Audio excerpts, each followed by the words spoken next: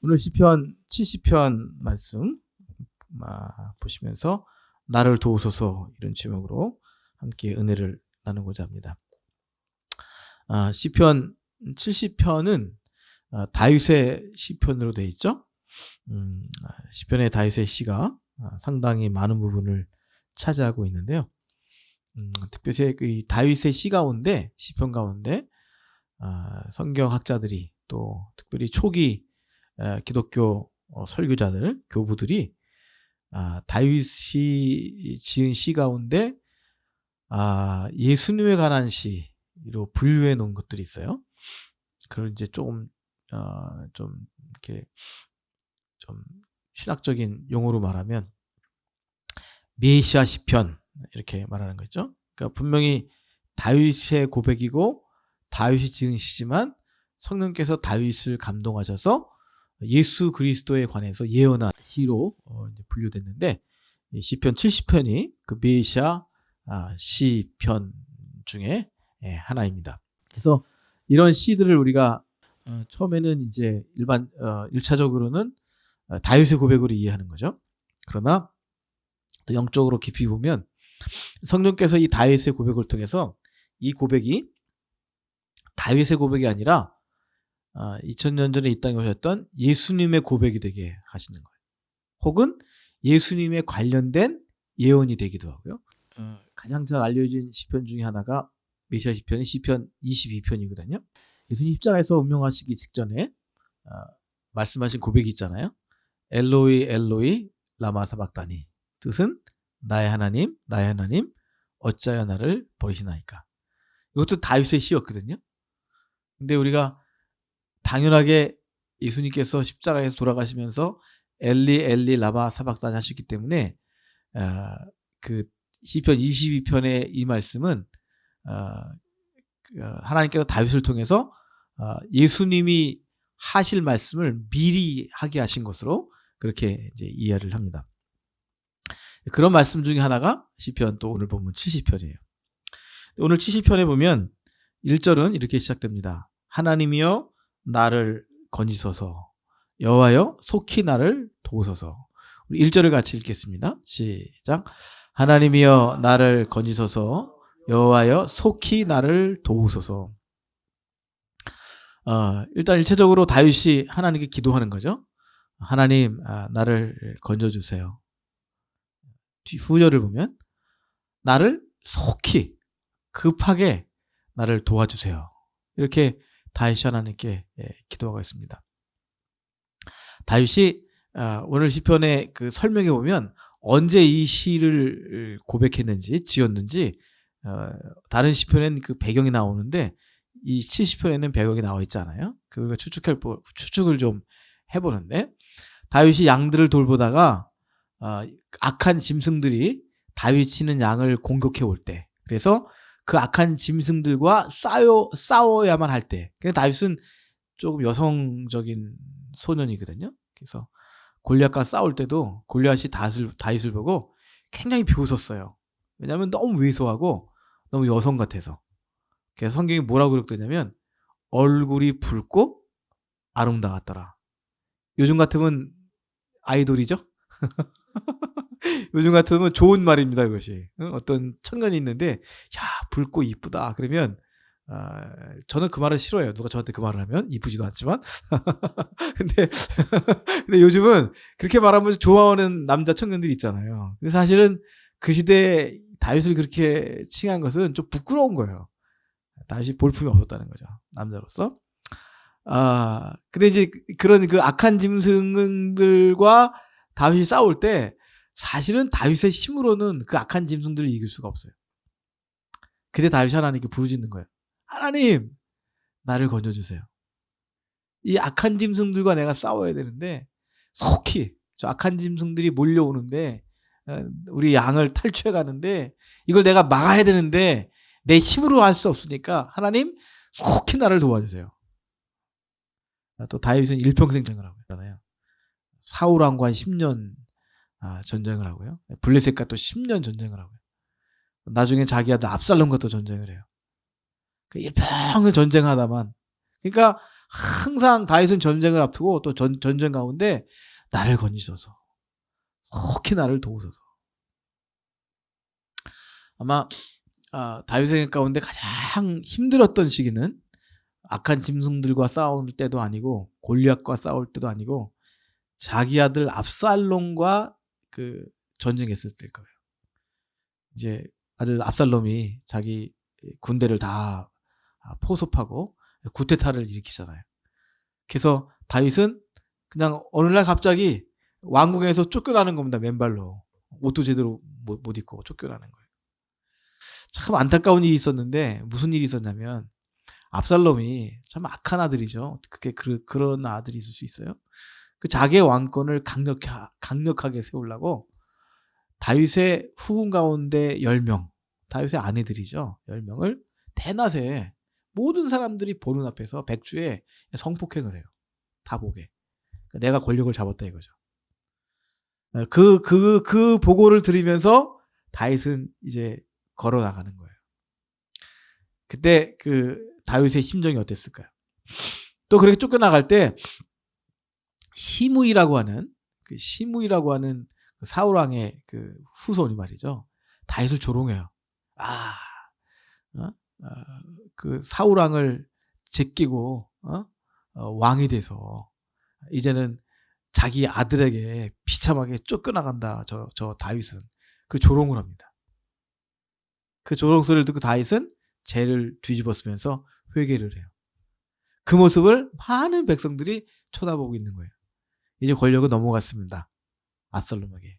그리고 죄를 뒤집어 쓰고 쫓겨나가면서 많은 사람들 앞에 조롱을 당하는 거예요. 우리도 권력자들의 최후의 모습을 보잖아요. 청와대에서 쫓겨나가는, 감옥에 가는.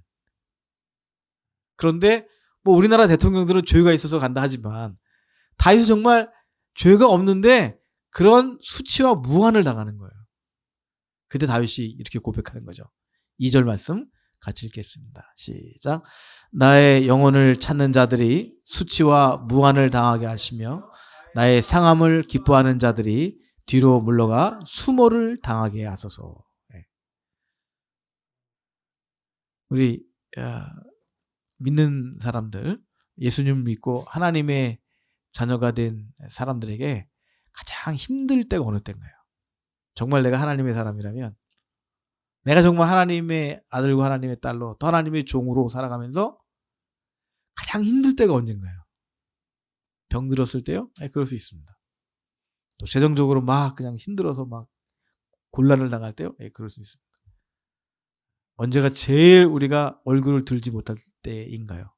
언제 우리가 가장 수치와 무한을 경험하게 되나요? 이게 언제냐면 세상 사람들이 우리를 바라보면서 손가락질하면서 하나님의 아들이, 하나님의 자녀가, 하나님의 사람이 찌찌할 때 우리를 보면서 그냥 우리가 안 된 걸 조롱하는 것이 아니라 우리가 하나님의 사람임을 아는데 우리가 수치를 당할 때, 무한을 당할 때, 그때 내가 하나님의 사람인지 하나님의 사람이 아닌지가 또 판정이 돼요. 그런 걸 당할 때, 그래, 욕하라, 그래, 뭐, 내가 뭐 그런 것이, 뭐, 내가 뭐 완전한 사람이야? 어쩌다 보면 뭐 이런 실수도 있는 것이고, 살다 보면 이런 조롱도 당하는 것이지. 그렇게 그냥 아무것도 없는 듯이, 그저 일상에 그냥 그런 것을 지나가는 사람은요, 엄밀한 의미에서 하나님의 사람이 아니에요. 하나님의 사람은 자기가 하나님의 아들과 딸이기 때문에 그것 때문에 세상 앞에서 더 수치와 수모를 당할 때 그것이 너무너무 고통스러운 거예요.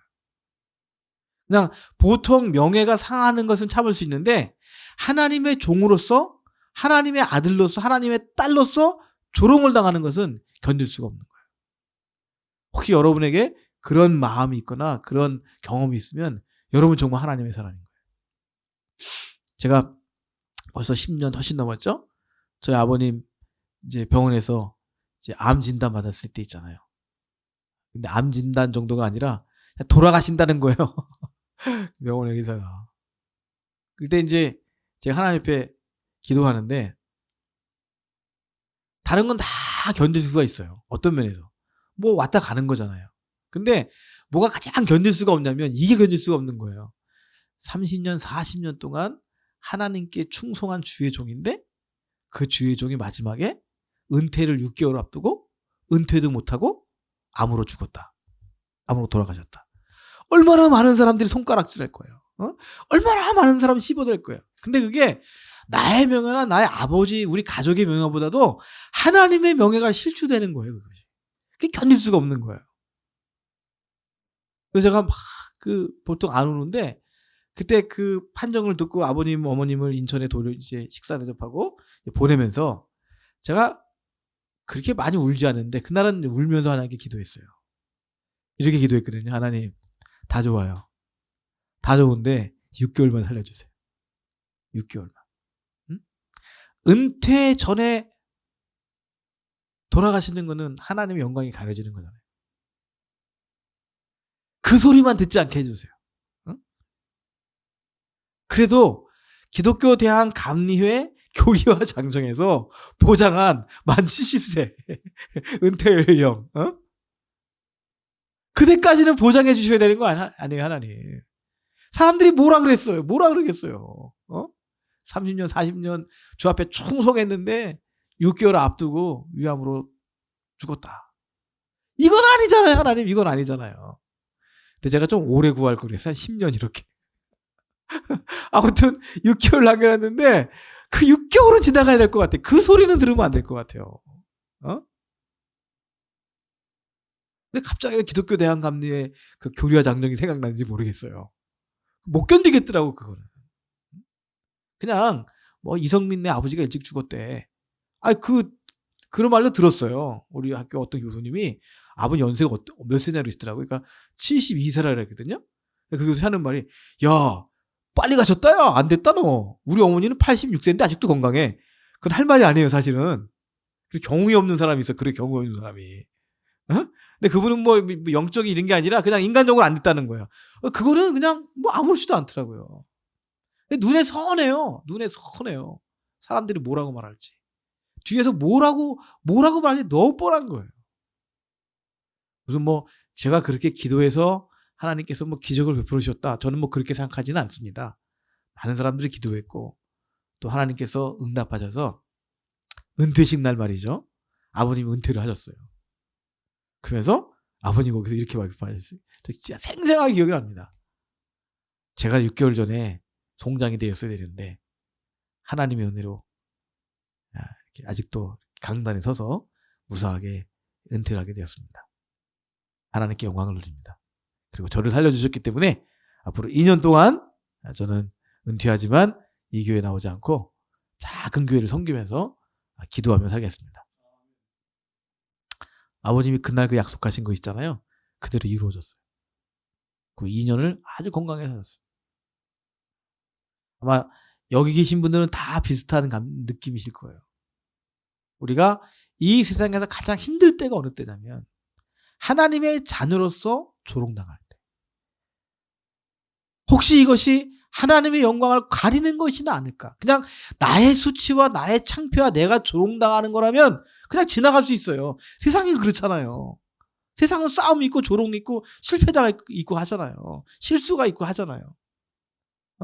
실수하는 사람이 어디 있어요? 죄 안 짓는 사람이 어디 있어요?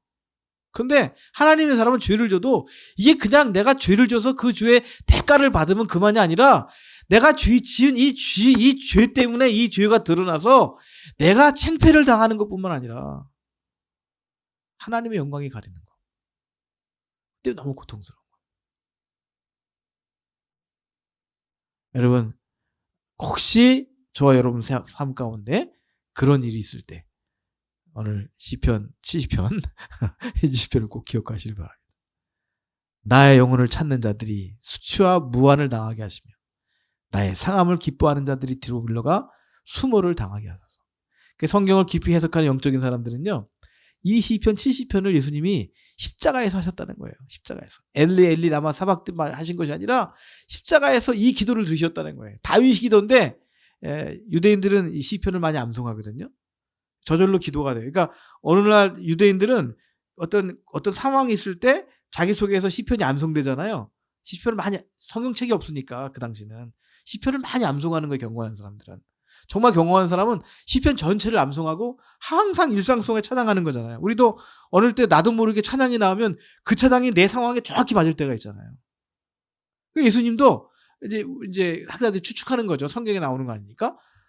이 시편 70편을 가지고 그 십자가의 고난을 당하면서 하나님, 나의 상함을 기뻐하는 자들이 뒤로 물러가 수모를 당하게 하소서 기도하셨다는 거예요. 그런데 한 가지 다윗의 기도와 예수님이 이 시편으로 기도했을 때 차이점이 있다. 뭐냐면 다윗의 원수는 사람이에요. 예수님의 원수는 사람은 아니에요. 예수님은 그 십자가에서도 자기를 조롱하고 자기를 채찍질하고 심지어는 자기 팔에 못을 박는 그 로마 군인들과 유대 백성을 향해서 주여 저들의 죄를 용서하소서. 저들은 자기가 하는 일이 무엇인지 알지 못합니다. 그렇게 말씀하셨죠. 사실 알고 보면 우리 3절을 넘어가겠습니다. 일단 3절. 근데 이제 마가복음 15장하고 이 시편 70편을 비교해 보잖아요. 굉장히 유사해요. 우리 마가복음 일단 시편 70편 3절을 같이 읽겠습니다. 시작.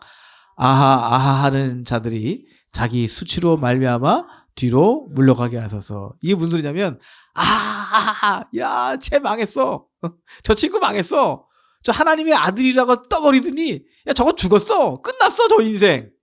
그게 이제 한다는 거예요. 그렇게 조롱한다는 거죠. 그렇게 다윗을 향해서 조롱하는 자들이 뒤로 물러가게 하소서. 저들이 수치를 당하게 하소서. 이제 이런 편이 시편 70편 3절입니다. 근데 마가복음 15장을 넘어가는데요. 거기 보면 예수님이 십자가를 지셨을 때 유대인들이 아까 방금 읽은 70편 3절과 같은 표현을 해요. 우리 마가복음 15장 29절 같이 읽겠습니다. 시작. 지나가는 자들이 자기 머리를 흔들며 예수를 모욕하여 이르되 성전을 헐고 사흘에 짓는 자는다요. 30절까지요. 내가 너를 구원하여 십자가에서 내려오라. 사람들이 하면서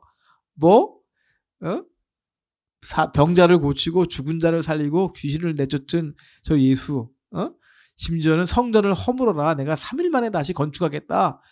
꼴 좋다. 당신 자신이나 구원하셔. 당신이 정말 하나님의 아들이라면 십자가에서 내려오셔. 못 내려올 걸 알아요. 그 조롱하는 겁니다. 하면서 조롱하는 거예요. 31절에도 보면 제가 했지만 그와 같이 대제사장들, 서기관들, 율법학자들이죠. 희롱하며 서로 말하되 그가 남은 구원하였을 때 자기는 구원할 수 없도다. 이렇게 말하고 다니는 거예요. 다시 시편으로 넘어오겠습니다. 여러분, 여러분을 조롱하는 그 존재는 누굴까요? 안 믿는 사람들, 우리 친척들, 나의 경쟁자, 그 사람들이 우리를 조롱하는 건, 인간이 인간을 조롱하고 질투하고 멸시하는 건 그럴 수 있습니다. 우리가 기억해야 되는 것은요, 예수님은 결코 사람을 향해서 이 기도를 하지 않으셨어요. 예수님은 하나님의 나라를 방해하는, 하나님의 나라를 가로막는, 우리로 말하면 하나님의 자녀의 삶이 욕되게 만들려고 하는, 하나님의 자녀들로 말미암아 하나님께 영광을 돌리지 못하고 오히려 하나님께 욕이 되기에 그렇게 이끌고 그렇게 역사를 조종하고 그렇게 악한 일을 획책하는 사단 마귀에 대해서 예수님 분명히 질타하시는 거예요. 물러갈지어다. 아하는 사단 마귀야. 너가 수치를 당할지어다. 너는 물러갈지어다. 할렐루야. 예수님은 그렇게 마귀의 권세를 무찌르시면서 이 기도를 드리셨지 사람들을 향해서 저주를 퍼부신 것은 아니라는 거예요.